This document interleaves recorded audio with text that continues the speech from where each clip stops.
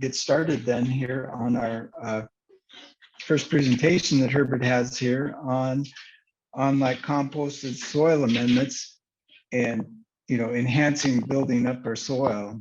And I won't take away all his theme, but we've been working on a project together with composting like grape pomace and whatnot. And the pomace from the grapes has some unique features that bring in to help the soil, especially in terms of the pH. So Herbert here, he just came to us to Arizona as a postdoc about 6 months ago now, right?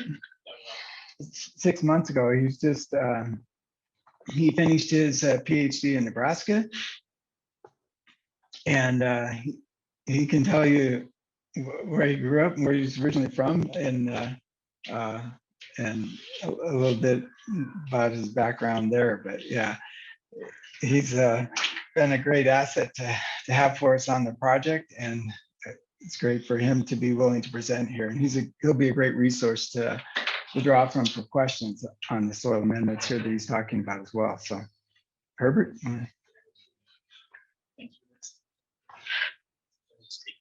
Oh, you want to hear me?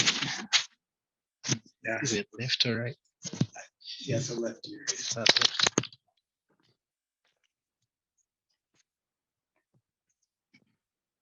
The name?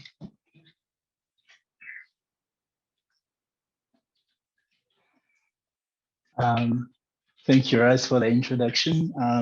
Good morning, everyone. Thank you for joining us this morning. For the You're too tall. I'm a little too tall for.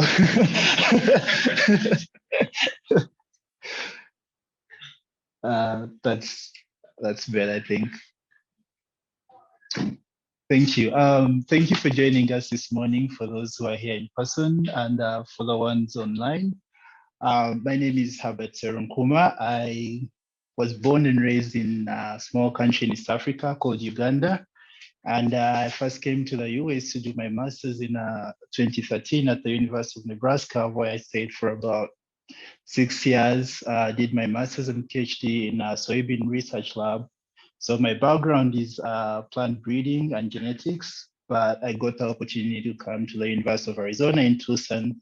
And we've been working with Dr. Tronstad and Dr. Brown on a couple of research projects where we're looking at soil health and improving soil health, working with farms and farmers, both in Cottonwood, Prescott area, and an organic farm in Gilbert, outside of Phoenix. So today I'm going to talk to you a little bit about soil health and what soil health means, and also a little bit about what you can do to improve soil health depending on the issues you may be having, and in particular how compost and composted material can be a good resource to improve soil health. Most of the people that I had from in the room are raising animals, maybe chicken, pigs, sheep, and that type of stuff. There's a few that grow crops and vegetables in the high tunnel, and some that are interested in winery and viticulture. So we'll talk a little bit about how all of this ties into soil. When you think about soil, sometimes you may be focused on soil as it supports plants, but it's also important in supporting raising animals and supporting human life as well. So we'll talk a little bit about that. I'll share what I've learned during my brief time in working on these projects, and then hopefully you can learn something from me. So do I have to move?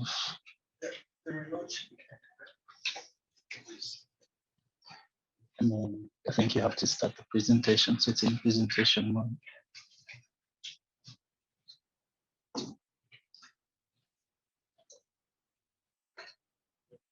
Okay, we got this running.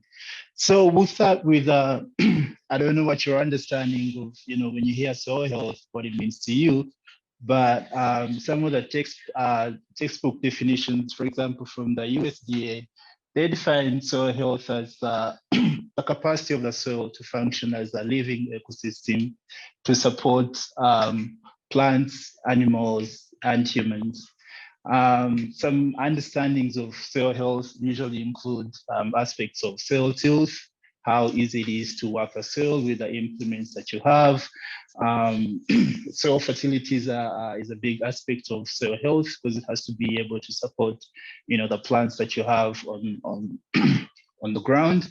Um, there's some definitions of soil quality. I'll talk a little bit about that. Some definitions of soil security. So there's a lot of aspects that I've gone into defining soil and soil health, but the overarching idea is it has got to be sufficient to support the plants that you have on the land, the animals you're raising on the land, and also us as humans as well, what we get from the crops and the plants that we raise.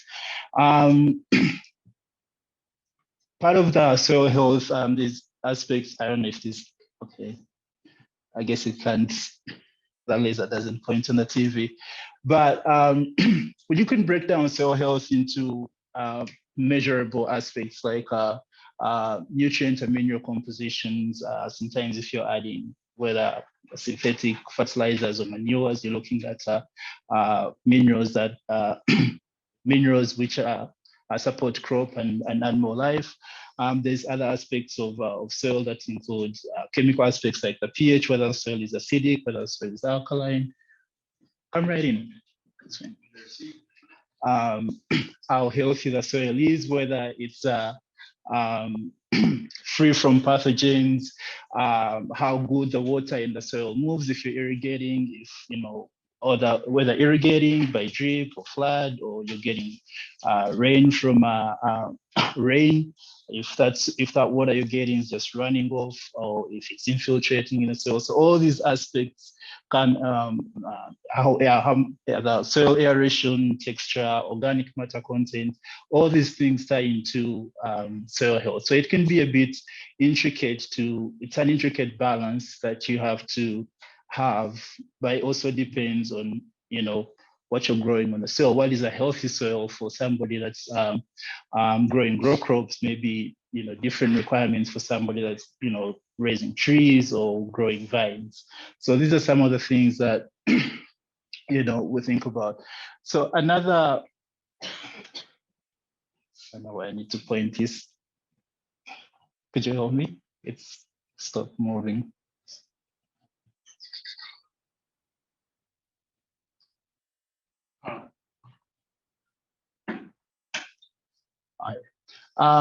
So another definition of soil health, and this is from IFAO, it's kind of similar to the USDA definition in that it talks about an ecosystem that is able to sustain plant and animal productivity, but introduces aspects of enhancing water and air quality and plant and animal health. Another thing I like about this definition that it brings up soil microorganisms and how those are important in a health soil. These microorganisms play very many roles in that, they're essential for recycling soil nutrients. Also, they form relationships or associations with plant roots that help with plant establishment. There's been studies that have shown that these microorganisms are also important in promoting plant health, in preventing diseases. Sometimes they also help with managing insects and weed pests and all these things. But also importantly, they play a role in soil, the texture of the soil, and with soil aeration and soil pores, and how that influences water movement in the soil. So again, the complexity of soil health in general is a very complex idea, and it has very many small parts that add up to make the sum total, which is a healthy soil.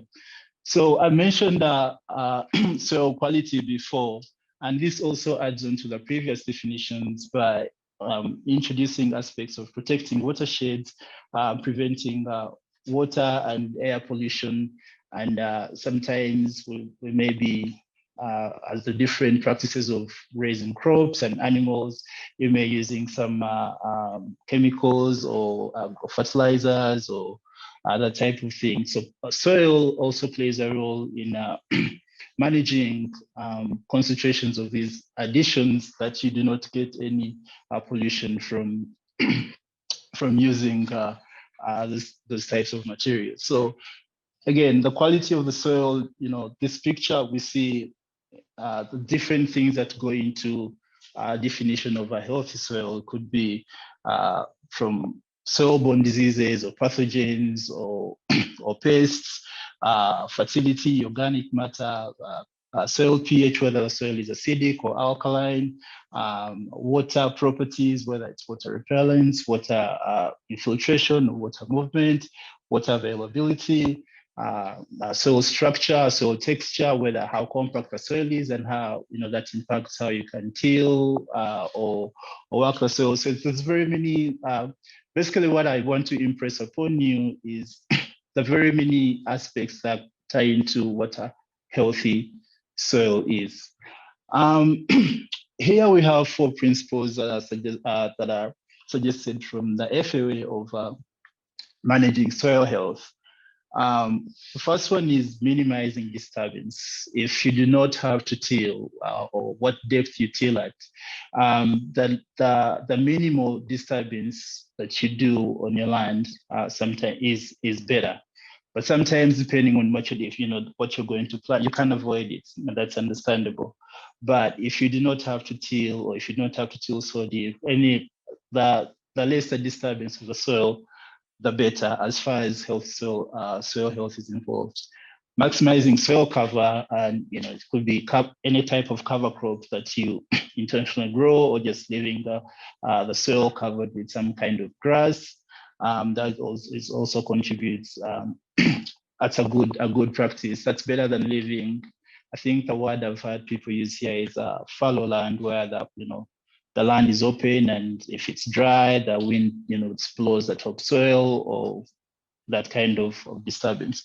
So maximizing soil cover is one of the principles recommended for managing soil health. And the last two are kind of related: optimizing biodiversity and presence of living roots. Again, it can be related to soil cover in that the more diverse the kind of species that you have on your land, the better. Some crops are deep rooted, some crops are shallow rooted, some crops are plants are heavy feeders, some are not.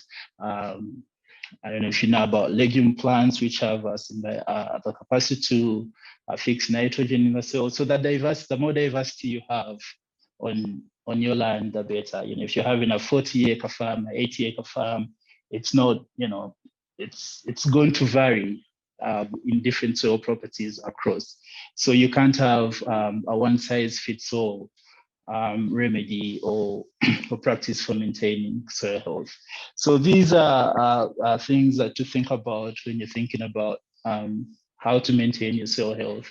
Of course, sometimes you may need more bespoke, more tailored practices to remedy a problem you may have, with your soil. That's something different. But this is a generalization of, what to look to do, what to aim to practice to maintain or improve or promote a healthy soil. So on top of that, when you're growing crops or raising animals, you're taking, something from the soil. So it's imperative to put something back. And some of the things that these are what we call soil amendments. Soil amendments, it could include synthetic fertilizers, which for somebody that's growing crops, that's a kind of a given. But there's some other things that you can add to the soil to improve the different soil properties that we've mentioned in the beginning, from compost to wood ash, manure, many of you are raising animals, leaf molds. These things improve organic matter in the soil and biomass in the soil, which the different relationships and the different organisms and the different interactions of roots and microorganisms in the soil will use to improve your soil. However, they all have different properties, like wood ash may be, more alkaline, have a higher pH, um, different mineral composition. So what you add into the soil, you have to be also considerate what it's going to add into the soil as well. Not everything is going to do a similar job. So some of the considerations in choosing a soil amendment include what the long-term effects are going to be on the organic matter, what kind of nutrients are contained in the soil amendment that you're adding, and that is, also what you're adding to the soil. It's going to influence the soil nutrient composition, soil pH, and salt levels. Salt content and soil salinity is an interesting property of soil because it usually doesn't it negatively affects plant growth. Growing crops in a soil that is high in salinity, you won't have good germination. You won't have the plants won't grow as vigorous. You'll have very low stand count. So these are some of the things you consider about. So if whatever amendment you're adding into the soil is something that is high in salts, maybe that's something to think about. So also these amendments influence soil texture, and also you need to think about what you're using the land for. But if you're adding manure to the soil, is it what type of manure are you adding, and the nutrients you're adding, is that the crop that you're growing on that piece of land, is that going to be beneficial for that? So these are some of the factors to to consider when choosing soil amendments. But most importantly, and I want to emphasize this, and the remote has died on me. Kind of picks and chooses when it works. Okay, yeah. I want to emphasize is that it's very important to get a soil test. Where's a good place to do that? That's a good question. Well, there's you have resources here with Anita. I'm sure she can recommend some. There's resources at the University of Arizona. Sometimes these things we outsource them to some labs. You have some labs in the Phoenix area. I don't know. I don't know what would be the closest facility here, but this is not something that is complicated to do. The soil sampling process it's pretty straightforward, pretty simple. You don't need a very large amount of soil. So basically all you need to have information is where to send that soil sample, and it will get tested in a chemical lab and you'll get results back. And it's important to have somebody to explain some of those results to you, because some of them are going to be just numbers. If you do not know what is a good level, you want to know, is this too high, is this too low? You would not, sometimes depending on on what you're doing with the land, what you're growing on there, the results may look different. So that's a good question. I don't know, maybe we'll, yeah, she has a hand up. Okay, so I can address that. One thing, so if someone asked a question, can you repeat the question back so the other room?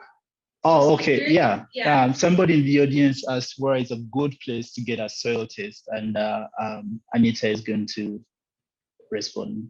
And so, okay, so we do soil testing, and we meaning cooperative extensions do soil testing in office. However, I'm sure a lot of you guys know between me and Sterling and the amount of soil testing that was requested, what we had to do is do it by appointment only. And then we ran out of the soil testing equipment, so we have it back ordered. So we do soil testing. They will get us the chemicals when they're, when they come. We do it by appointment only. And at that time, we'll just ask you to bring in a small baggie of soil. I've gotten buckets. I've gotten all kinds of things, but what we want is something that's going to be right around where the root zone is, 3 inches in the root zone of what you want to grow. So a lot of times people will come in and they'll say, well, I know what my soil is, so what I can grow. And it depends where your root zone is going to be and where those nutrients. So I say bring in soil between about 1 and 3 inches down roughly to get a good idea. Then we'll sit down and we'll test it together because I want to show you how our tests work. Because we're doing it for free, so I want to make sure that you guys are interactive in the process. So we'll do the lab experiment. You know, we have all our little tubes and stuff. We'll look at your results together and we'll walk through them and say, you're very alkaline, but here's what that means. You're high in calcium, but here's what that means. And so it's basically pH, phosphorus is going to be your major nutrients. If you want specialized your micronutrients or anything else, sorry, it's me your macronutrients. If you want micronutrients or anything major finite, you have to send it to a lab because there's a limitation on what we can do. Does that include minerals? Does that include minerals? Minerals will have to go to a lab because that's an extraction process. There has to be an extraction-based process. So that's a separate deal. It is, yes. So if you're very much into getting into precision farming or looking directly at regenerative or sustainable farming, ranching, anything, then we're gonna do basic soil tests, and then you're gonna want to go further with a lab that's gonna break down all of those. And that will mean repeat soil testing to see where you're at certain points. So you make your amendments and then you do your repeat. That's how we do it up here for you guys. So it's not, once that process is gardening, we'll run your soil. Not a big deal. We'll do it together. We'll talk about it. Handouts, we can reference, our specialists. When it comes down to the more finite farming and more professional based farming, we're going to get a little deeper into it. We'll help you find those resources. So, and obviously be there to answer the questions, refer the questions. What does this mean? I've got a lot of calcium, which is, making my soils XYZ, or my soils are sodic. What does that mean?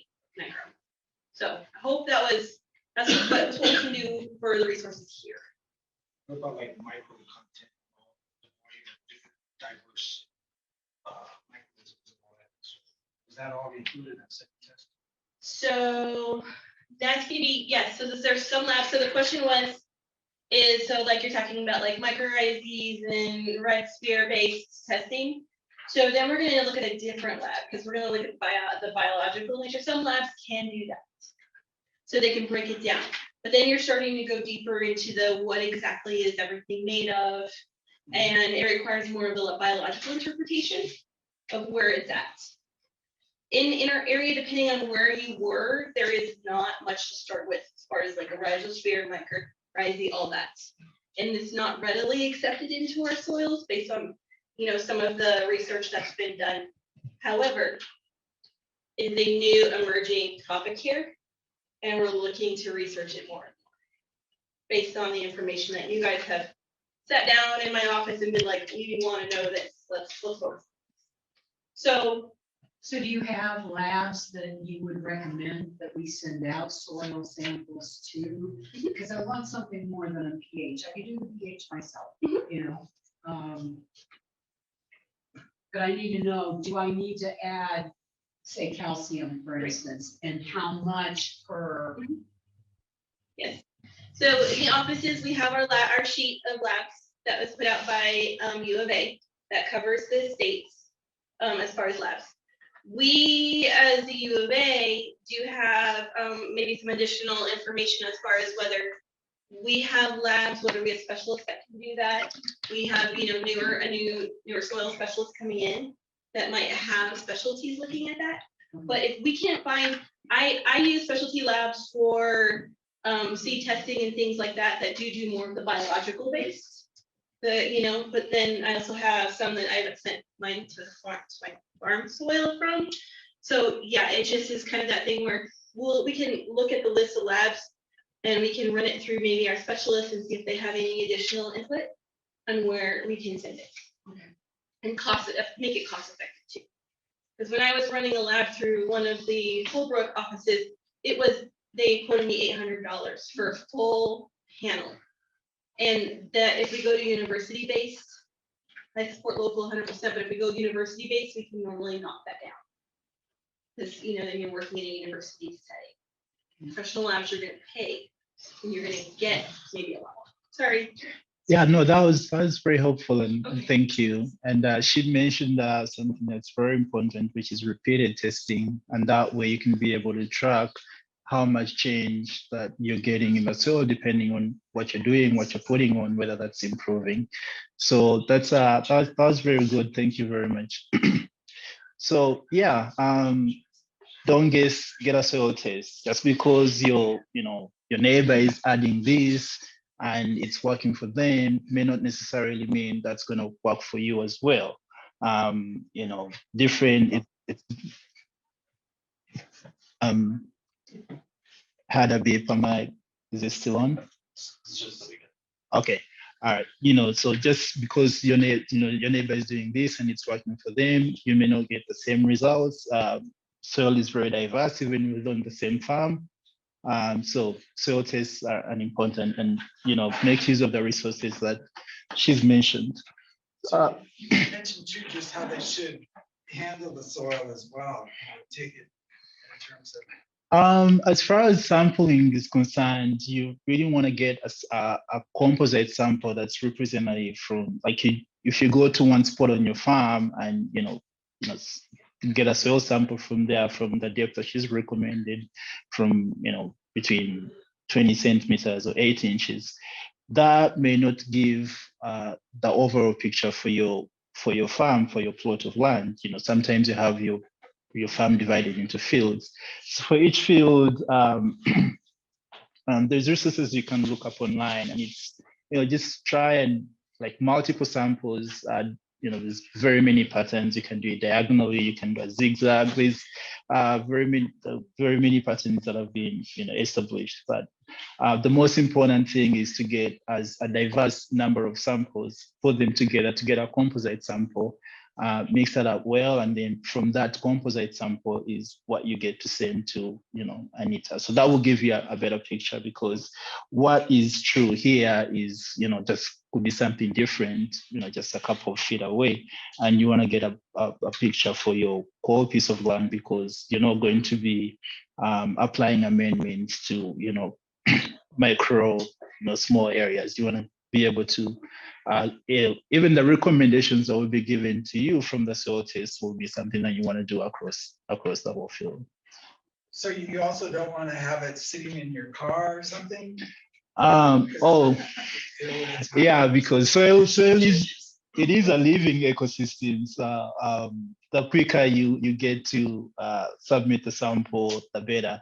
I don't know if some recommendations, especially for us who work in science, is to put it under refrigeration at either -20 or -80. These are a -20 is the same refrigerator you have at home. I don't know if I'd recommend you putting a soil sample in the same space that you put food, but those are some other considerations. For you, if it's it can sit on your table for a day, but the earlier you turn it in, the better, and the more accurate your results are going to be. That's another thing to think about. Thank you, Russ. So yeah, most of this is to show and to impress upon you that it's better to feed the soil and not the plant, because the plants are in the cycle and that changes. What you have on in the fall may be different from what you have on in the spring, and that has different requirements. But if you build a healthy soil, you should be able to support a diversity of crops and animals. So thinking long term, feed the soil, not the plant. Again, get a soil test. It will give you a lot more information, and we'll also establish that contact with the resource person that has more understanding of some of these results, and getting recommendations. So that is also helpful. And then organic matter is your friend for a healthy soil. And one of the ways of adding organic matter is we're getting into composting now. Composting is basically biological degradation of materials into a humus-rich, stable, hygienic product that's used to improve soil and supply soil nutrients. So it's basically once materials decompose through respiration by microorganisms that occur naturally within these materials and in the soil, you end up with a with a product that is rich in organic matter, that is rich in plant nutrients and humus.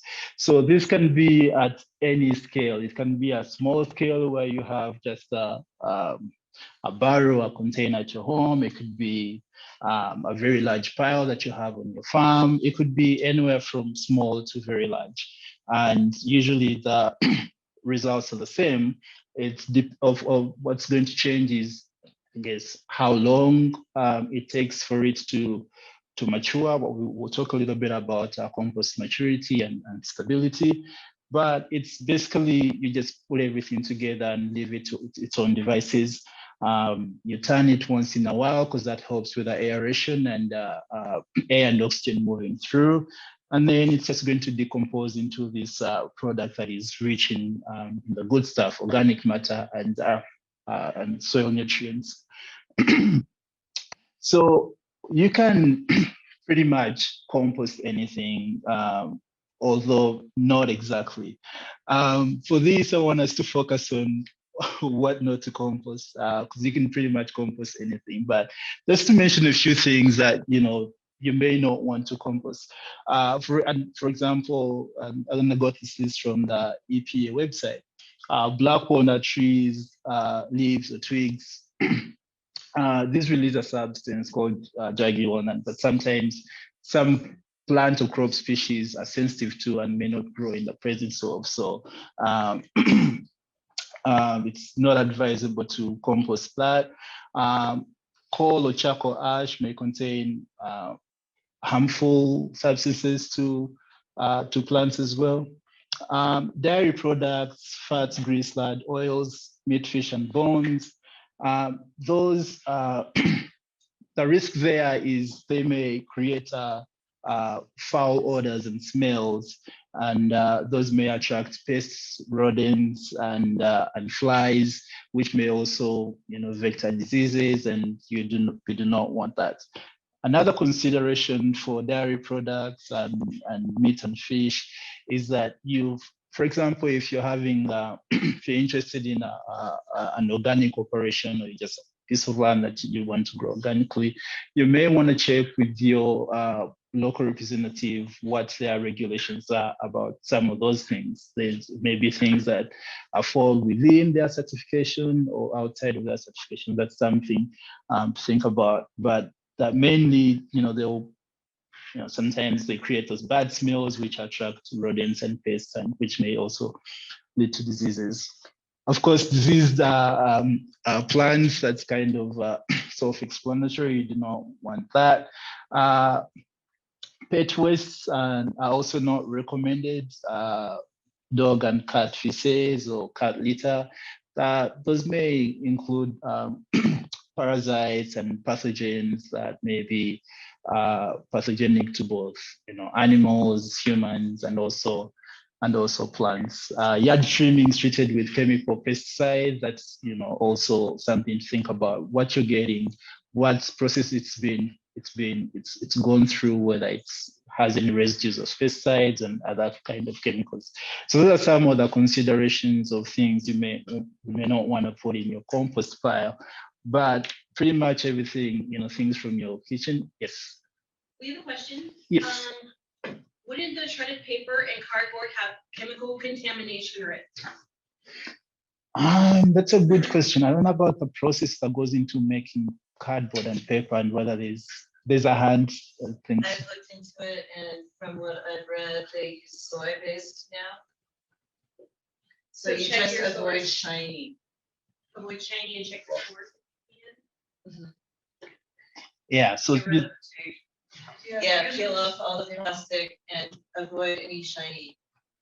Sometimes if you leave it out in the rain, the shiny varnish part will peel off, and you can, if you really want it.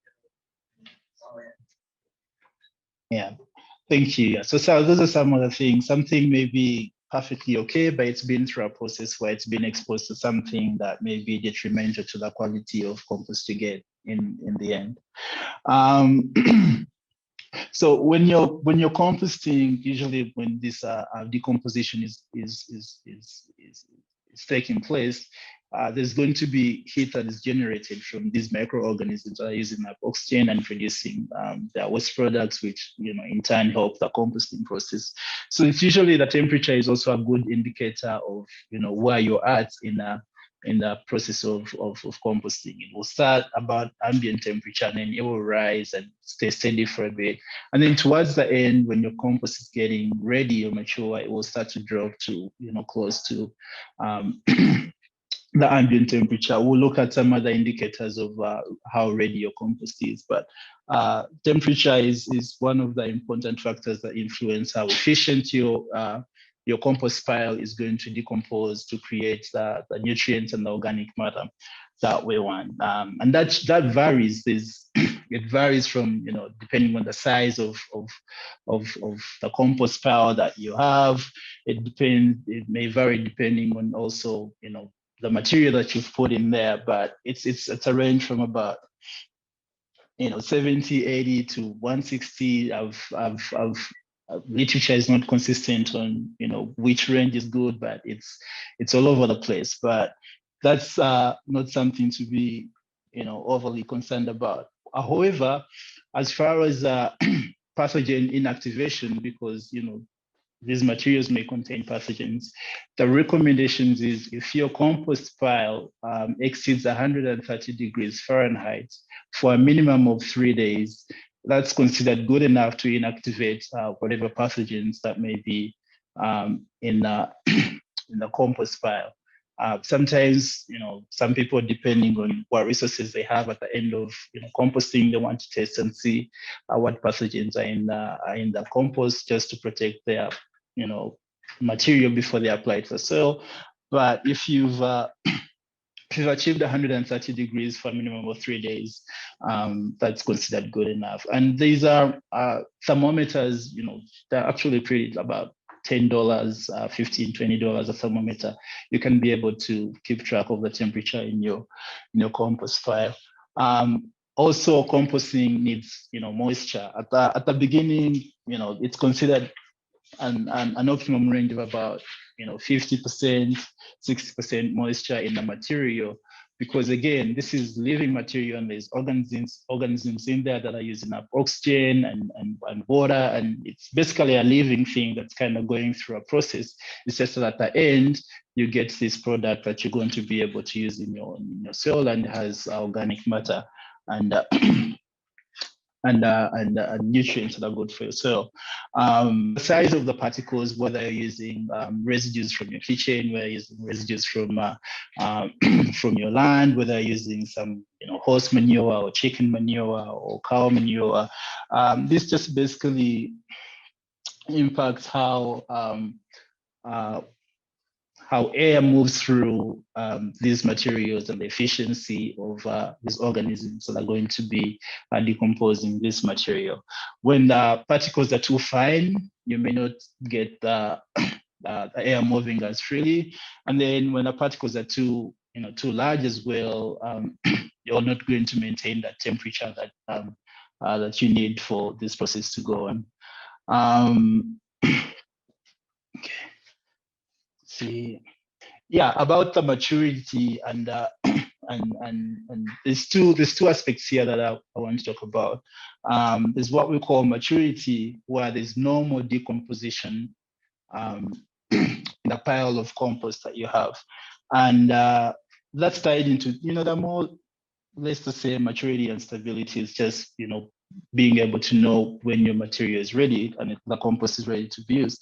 So when there's no more decomposition, those microorganisms are not going through the aerobic process, then it's mature and it's stable. It's considered stable when their activity is also minimum.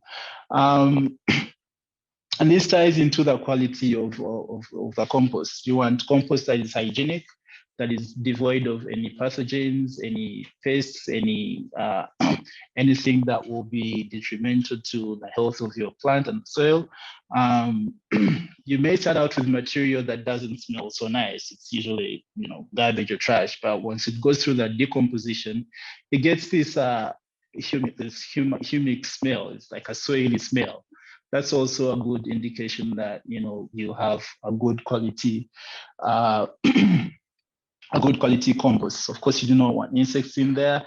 And there's some other chemical aspects that are kind of nutrient related that you may test for and tie into the quality of what we call a non-phytotoxic product. Some chemical properties may include some organic acid, salinity, just kind of like you test for your soil. The mineral composition, if it's too high in sodium and calcium and magnesium, those salts. So that kind of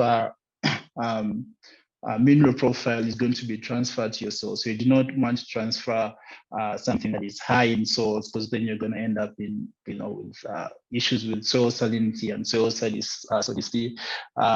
If you have something that is very high in pH, you're going to end up in alkaline soil. So these are kind of like chemical properties that are also for consideration of your soil health. So if they come from the compost you put in, that's going to be transferred,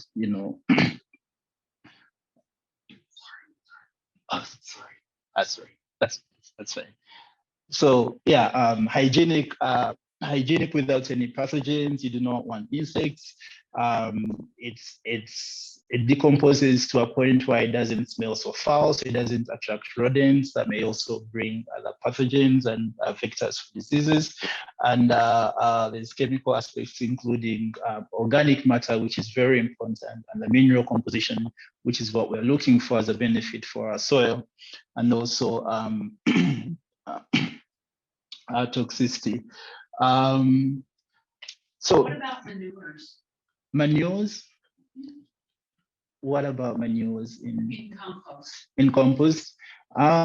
Those are actually very good. And towards the end, I'm going to talk about a little some of the work we're doing with manure decomposition and some experiments we're doing with that. I'll talk a little bit about that. Thank you. That's a good question. So what are some of the risks in case you apply your compost before it's mature and stable? Again, we talked about when it's going through the decomposition, it's producing heat. That can be a risk, a fire risk, especially in a state like Arizona, where it's a small spark here, you end up with wildfires. So that's something to think about.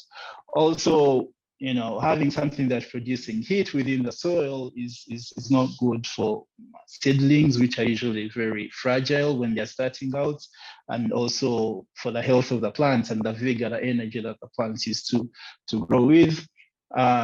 Immature and unstable compost is going to have those bad odors and smells that we talked about, and the disadvantages that come with those, the toxic compounds. Again, when it's still decomposing and you apply it in your cells, these microorganisms, remember, are respiring, they're living, and they're using up oxygen. And so they're going to be using up the oxygen in the soil, which is also needed for the life in the soil and the plants. So that's also a disadvantage of using compost before it's mature. Same as the mineral nutrients in the soil as well. Will be used up by these microorganisms. They also need carbon, they also need nitrogen, because they produce energy, and they're going through that respiration, and they're growing and their populations are changing. And if you use the compost before it's mature and they're still going through that process, they'll be immobilizing what was already in the soil for themselves, and we do not want that. Unstable compost may support free growth of pathogenic microorganisms, and those cause diseases to plants. There's an aspect of increasing alkalinity in the soil because of ammonium that's still being produced. And then the minerals that they're using up impacts this balance in the soil, what we call like a cation exchange capacity that has the soil has. It's kind of like a buffer where it kind of regulates itself, where if if there's too much of anything and it still has the capacity to regulate it somehow, that also gets impacted when you introduce external factors through immature compost. We talked about being able to tell whether your compost is mature and stable. Just ignore other chemical and biological tests. Those are some things that you would have to do in the lab, and if you have the resources, well and good. But most of the physical and the sensory features and characteristics are tied into the chemical and biological. So you can tell from the temperature, whether is it still very high, is it dropping, is it close to ambient? It gives you an indication of where you're at in the process of decomposition. You start with things of multiple colors like plants and everything, but towards the end it develops this uniform color that's close to like a humic color. So that's also an indication. And then that smell as well that we mentioned, it starts smelling like what you started out with, and it's gone through decomposition to a point where it's not repulsive. It's something that you can work with, because if you started with horse manure and chicken manure, and 2-3 months down the road, your pile still smells like chicken and poultry manure, chicken manure, maybe it's not finished that process. These particles also get broken down the materials that you started with. And so basically these physical characteristics can give you an indication of where you're at in the process, and determining whether your compost pile is ready, is mature and stable. There's a lab and chemical tests that can be done to establish that, but that's an added cost that you may not want to go into. But the physical and sensory features may be good enough for you to know and establish your compost maturity. So what are the benefits of composting, as opposed to, you can apply these things directly to the soil, and it will go through that process within the soil. But composting has the following benefits that we've kind of talked through as we've gone through this talk. You're going to get a boost in organic matter and plant nutrients, and that also influences physical properties of the soil, like the texture, water retention and drainage. As a source of plant nutrients, that may eliminate the need for you to use fertilizers, and also promotes the microbial life within the soil, because it provides nutrients for them as well, which we talked about when we were defining a good soil, that there's this component of a healthy soil that is centered around these microorganisms in the soil and the benefits that come from that. So compost application promotes that. And also it has the added advantage in that if you just throw this material in a landfill, you'll releases methane and greenhouse gases. That's not good for the environment. So when you compost it, you turn it into something that is useful. With the benefits of composting that we've mentioned, there's also some consideration of what resources it's going to take. There's an added labor cost and man hours. There's sometimes you need a cost of installation, or cost of some equipment. There's some added cost, just to consider. But usually, depending on the scale you're doing it at, I feel like the benefits outweigh the costs. So the lady in the back asked a bit about using manure to compost. So this is a research, one of the projects we are working on an organic farm in the Gilbert area, where we're testing the efficiency of composting, especially grape humus, which is a residue from grapes after the juice that makes wine has been extracted. The residue is actually very low in pH. It's acidic. So the thinking is the soil at this farm is high pH. So this is something that we can use to lower pH at the farm. So we are experimenting with using the grape hummus as it's been dried, and we're also composting it to just basically compare what results would look like, and would help us. The results would help us make a recommendation. At the same time, this is just the explanation of grapes after pressing the wine. You have grape skins, grape seeds, and stalks. All of that is part of the grape hummus. So we dry it, and we also compost it, and then we apply to a few plots, and we're just basically testing. We do soil tests and we do plant tests to get an indication of how we're improving both the soil health and what benefits we are giving to the soil, to the plants. But we're also doing it in combination. You'll excuse me, I'm running short of time, but we did do a test. Soil tests and tests for the amendments usually give you more information to work with, and that's how we found that it's very low in pH, which is good for high acidic soil. So we want to see if we can transfer that benefit to soils that are high in pH and basically remedy that issue. And this slide was just talking about some preliminary studies that were done, and we saw some of those benefits where adding grape hummus or residue from grapes was able to reduce pH in a high alkaline soil, and we want to basically test that further before we can scale it up and having good information to make recommendations.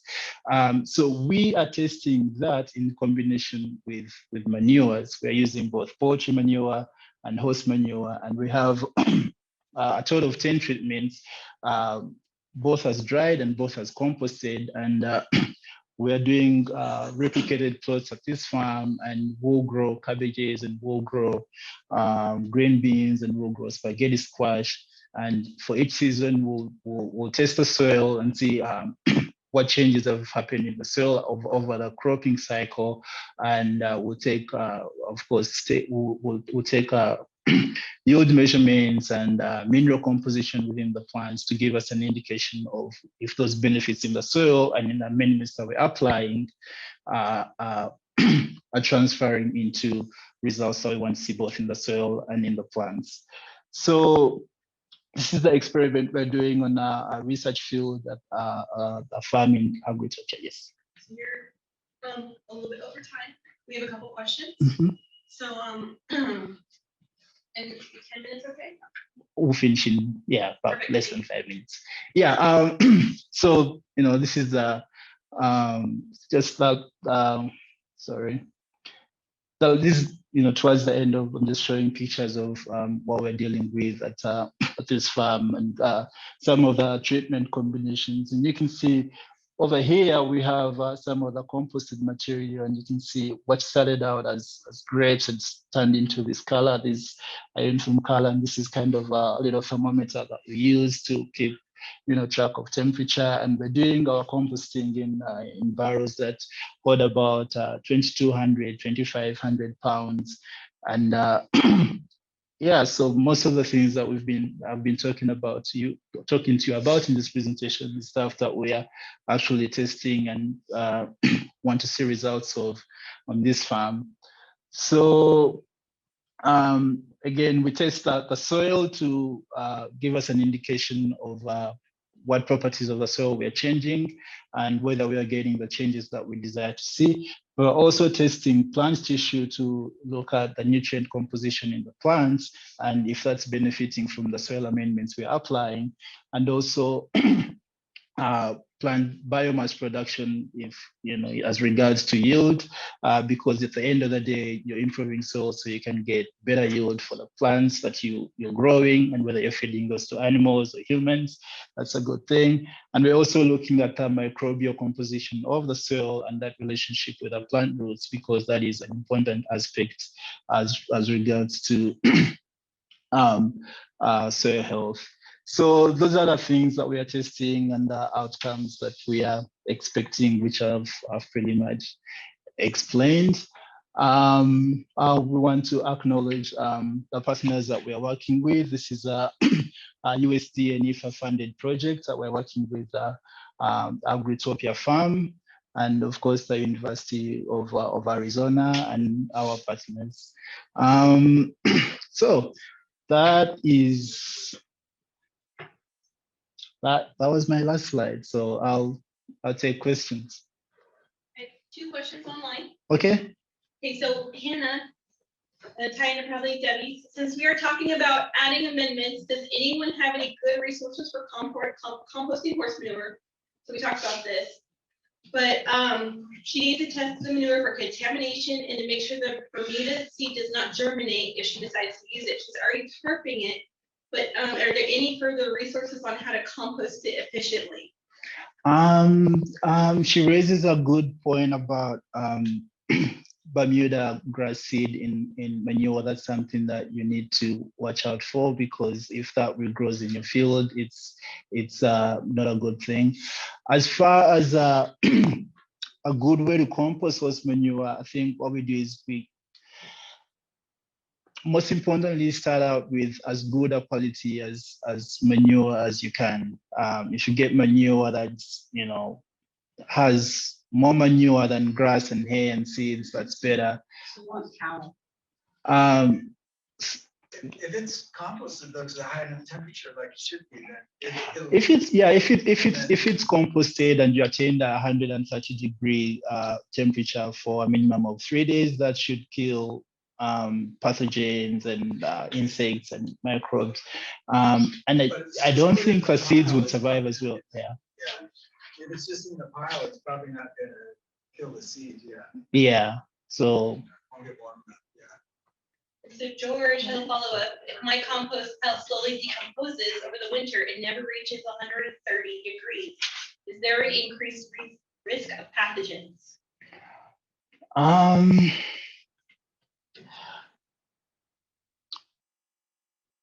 Well, the most sure way of knowing whether you have pathogens or not in your compost is to do a test for those pathogens in a lab.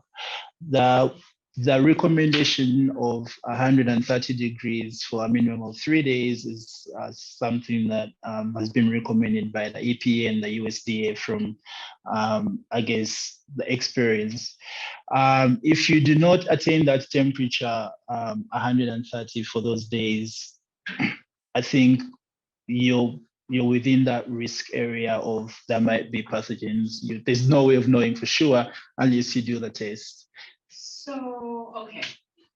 We need to have it to be 130 degrees for 3 days running.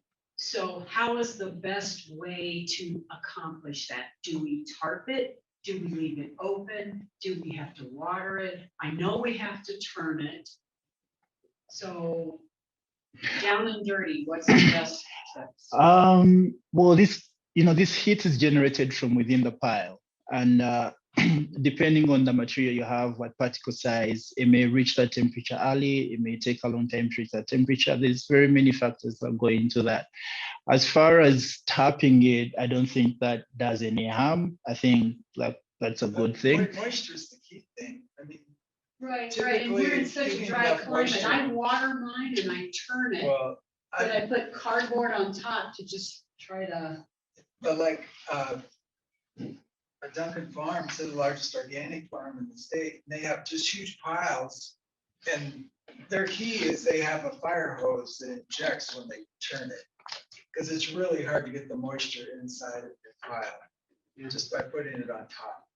I mean, so they have basically a fire hydrant hose that goes right in as it's turning to get that moisture in there. So when they start out with 7-foot pile, it comes down to a 2-foot pile at the end.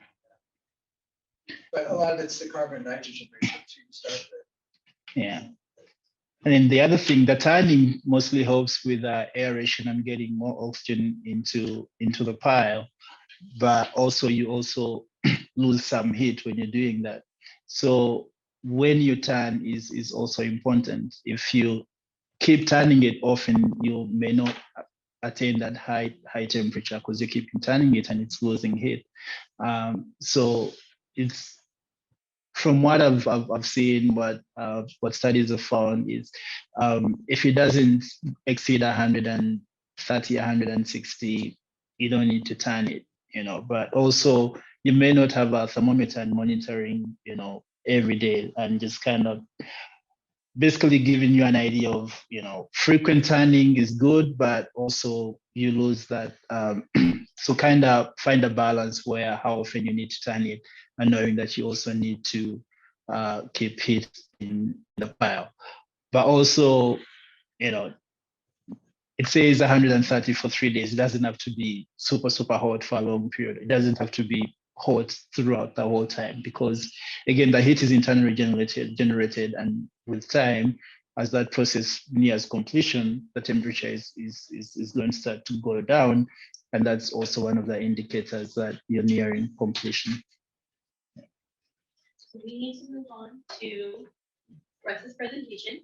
If everyone wants to take a quick stretch break, get some coffee, grab some snacks, we can kind of redo the tables so that everybody maybe has some real estate while Russ gets set up. Okay.